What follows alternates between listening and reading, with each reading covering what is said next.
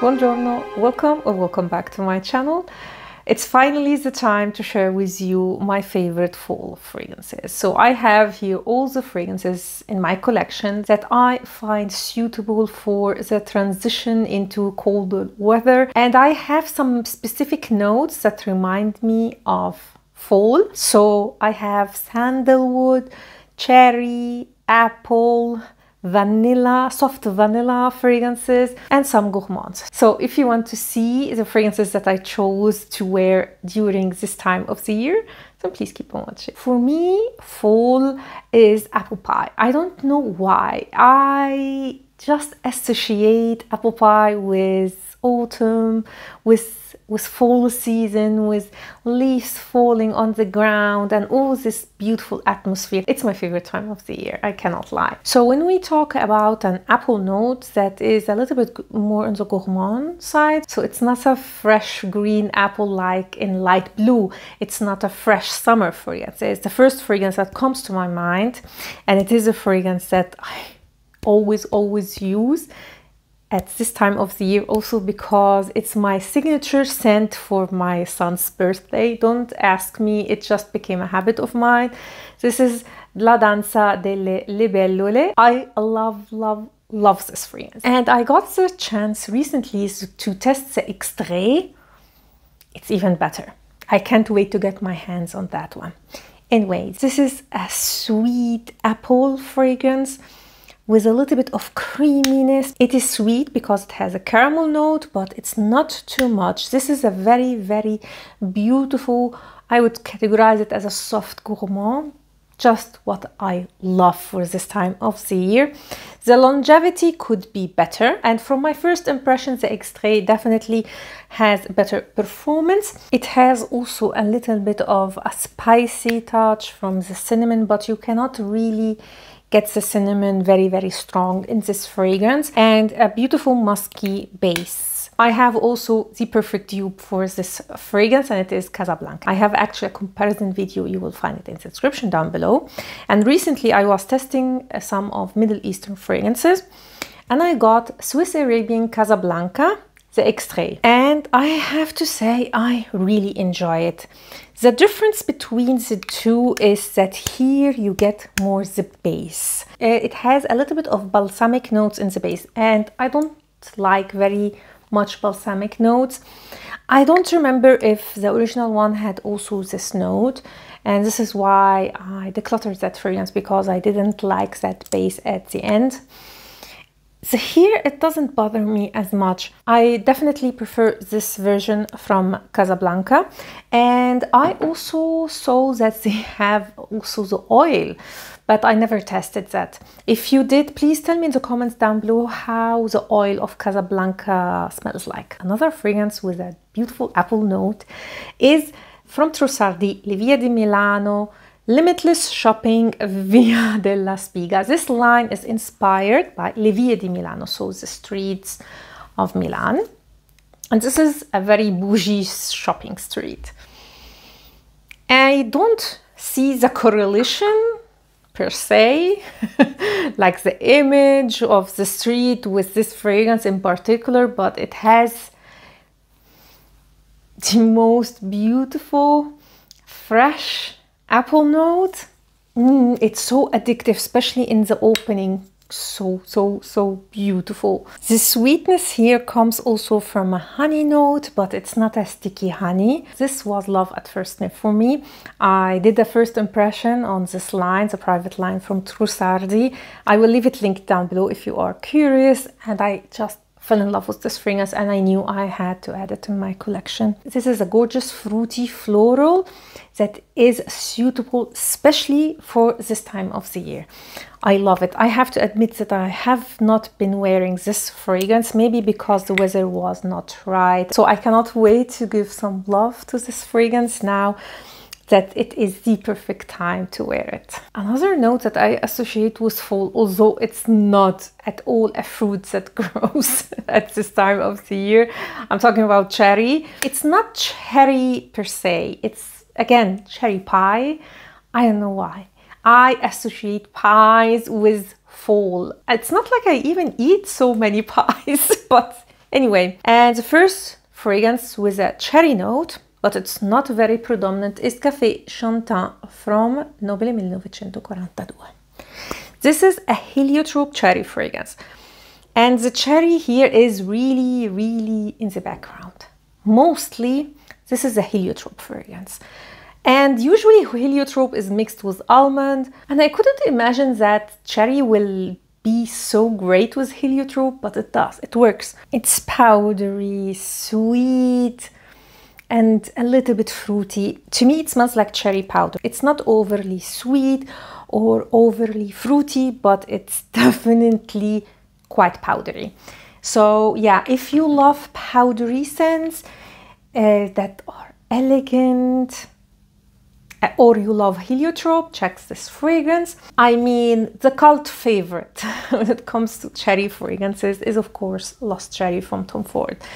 By now you all know how much I love this fragrance. It's only the longevity and sillage that really bothers me with it. The opening is exactly like smelling a cherry pie. It's so realistic and so beautiful. I'm almost finished with this bottle. And I have been looking for a substitute for this fragrance now for almost 2 years. And I cannot find one yet. The closest is the Kayali Burning Cherry. But it is a little bit more smoky. Yeah, it has more depth to it than the Lost Cherry one, which makes it not as versatile as Lost Cherry. Lost Cherry is just like the perfect fragrance to wear when the weather is not very, very hot. I can wear it during the day, during the night.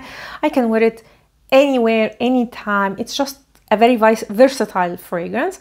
While the one from Kayali has a little bit of something. Yeah, I would say it's more woody and smoky, just by a hint, but they are quite similar fragrances, not dupes by any means. Speaking about pies, the next one is the lemon cake, in my opinion. This is Bake from Acro. This DNA has been done in many fragrances. The most famous one is Lira, of course, but you know, I prefer this one. Of course, this is the brand of Olivier Crisp. He is the master of gourmands. And I find like his line is extremely, again, well balanced. So this is a gourmand scent, but it's not over the top. It's just the right amount of vanilla and lemon, a slightly boozy touch. For me, this is the best from these kind of fragrances. So Devotion from Dolce & Gabbana, Lira from Xerjoff. These fragrances are a little bit too loud, too sweet for my personal liking, while this one is just perfection and it's not overly dense. So it's, again, perfect wear during autumn. Of course, I can wear it also during winter, but it's just this time of the year where this fragrance, I would say, will shine. Another gourmand, a soft gourmand that I love to wear, especially now, is Changing Constants from Penhaligon's. Oh my God, I love this scent profile. The only issue is the longevity again. And because of that, it's not a fragrance that I would wear during winter because it just can't cut through the cold weather.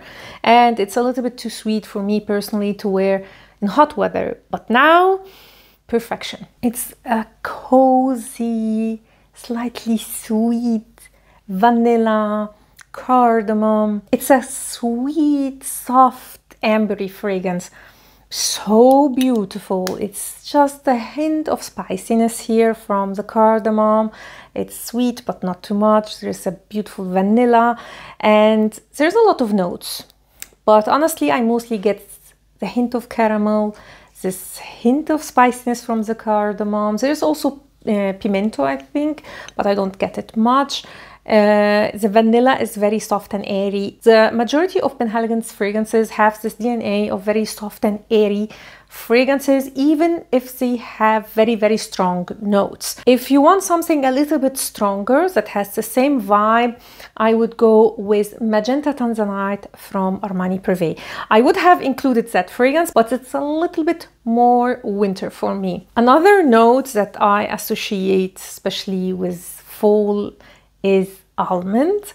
And I don't have a lot of almond fragrances. I have actually two. One is discontinued, so I'm not going to talk about it. The other one is this beauty. I got this one in my Middle Eastern when I did my first impression of Middle Eastern fragrances, and I fell in love with this one. It's a perfect dupe of Velvet Tonka from BDK. Minus the opening. So the opening of BDK has a little bit of this mix of sweet and bitter almonds. This is a very linear fragrance. In the dry down, these fragrances are like almost the same. I can't distinguish the difference between the two if someone was wearing one or another. It is a powdery almond. There is the tonka, and it's not a dusty tonka, it's more powdery, so I have the feeling there is also heliotrope in this fragrance.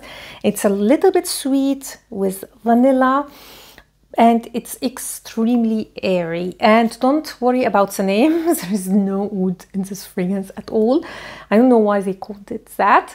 It's a straight almond tonka fragrance. Very beautiful. It has moderate to long lasting power, but has a very soft sillage. So it leaves you with a scent bubble, so people who will come very close to you will smell you. But I love it. Just an amazing scent. Highly, highly recommend it. Fall is also the season where I start to drink more teas. And I have here a gorgeous tea scent that is perfect for this weather. This is Winter Palace from Memo. This is the gourmand tea scent. This smells as if you are drinking some tea and you have a lemon cake beside it. It's so beautiful. I think in the notes they mention orange, but I don't know why. I smell lemons. It's so beautiful. So imagine bake, but very, very, very, very toned down and mixed with this beautiful tea note.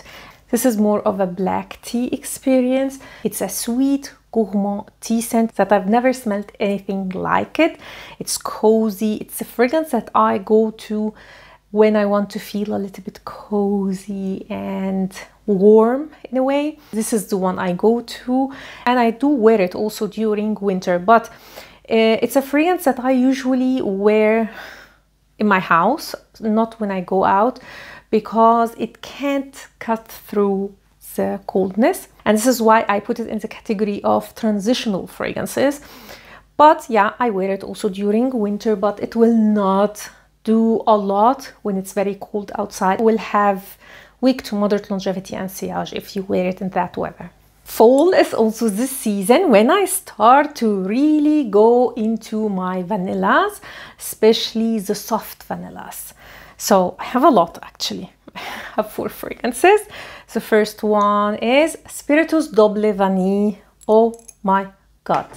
This is the representation of elegance. It's cozy and sweet, but with an elegance to it. And don't be fooled by the name. It's not too sweet at all. It's just perfection. Perfection. If I have to choose one vanilla fragrance, I think it will be this one. So beautiful. Was very hyped years ago. Now no one is talking about it, but it's still a gorgeous scent. The same goes also for Orchidée Vanille from Van Cleef & Arpels. They have the same vibe. This has a little bit more of a chocolatey feeling to it, but are very similar fragrances. Soft, sweet, gourmand, but with elegance. I love also Orchidée Vanille, and I can wear this one also to the office because it's soft enough for me to wear it there. It doesn't project very much. It's not a loud fragrance, so I can smell myself, but I don't bother other people. Another vanilla fragrance, but is more on the sweeter side, if we compare it to the other two, is Kayali Vanilla 28. This is still hype. This is a fragrance that everyone loves. And you do have to leave this fragrance. This is the case with a lot of vanilla fragrances. With vanilla in general, it needs time. So the more you leave the bottle and you leave it to macerate, the stronger and sweeter it gets. It will also darken the juice. So don't worry. This is a very simple sugary vanilla. So it's not as elegant as Spiritus Double Vanille or Orchidée Vanille. And it's one of the best from Kayali. So this one definitely deserves the hype. So if you want more of a simple, sweet vanilla that is not nauseating sweet, this is a great, great option. Last vanilla fragrance. I love it. I know that a lot of people were disappointed with this release, but I happen to be loving this fragrance.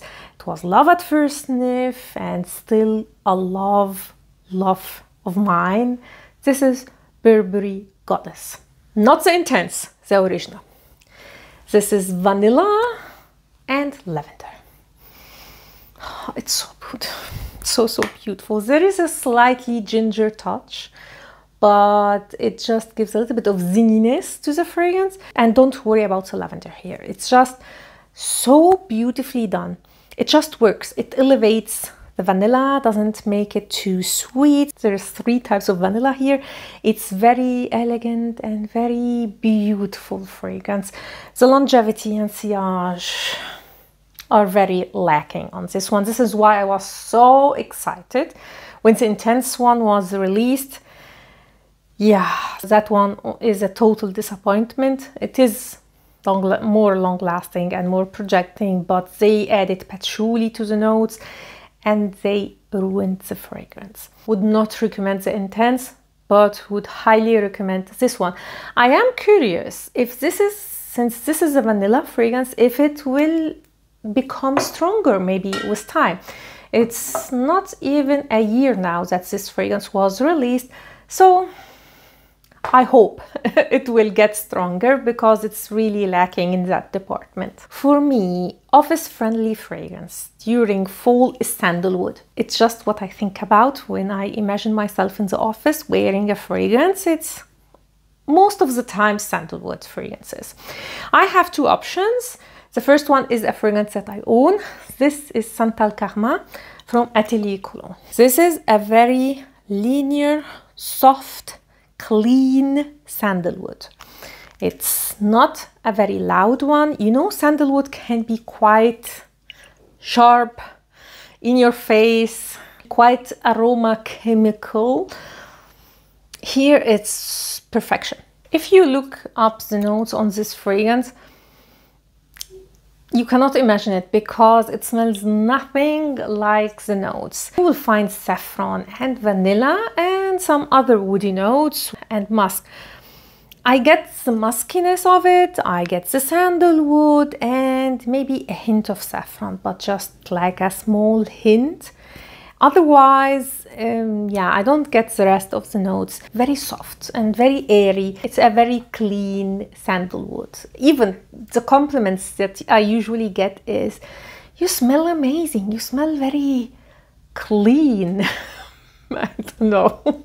It has moderate longevity and sillage. And before you say, this is a weak fragrance, it's not. People will smell you even if you don't smell yourself. The next one is Bois de Riz, or you can also include Bois d'Argent because these 2 fragrances are very, very similar fragrances. And I know they don't mention in the notes sandalwood for these 2, but I personally get a sandalwood. I think it was driftwood in Bois de Riz, but I don't know. The 2 give me sandalwood. Is it my imagination? I don't know. I personally smell this, again, this very soft sandalwood, clean sandalwood. And in both Bois d'Argent, Bois d'Iris, you have a little bit of a powderiness because there is a predominant iris note. And trust me, I don't like iris at all, but it's just this very soft, powdery iris. Nothing sharp or scratchy about these two fragrances. I personally prefer Bois d'Iris to Bois d'Argent. Bois d'Argent is a little bit more masculine in my opinion, and this is why I love Bois d'Iris. It's actually a fragrance that is in my wish list. So yeah, I would highly recommend all this fragrance. Actually, Bois d'Iris is a fragrance that you can wear almost all year around as an office scent because it's very soft, it's not very loud.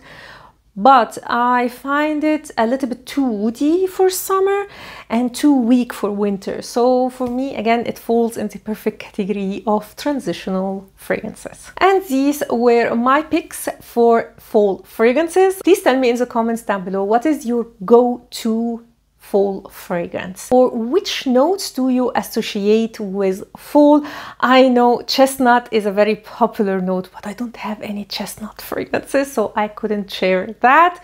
So if you have also any recommendations for chestnut fragrances, then please tell me in the comments down below. I hope you liked this video and you found it helpful, and if you did, please give it a thumb up and consider subscribing to my channel. Thanks a lot for watching and see you next time. Ciao!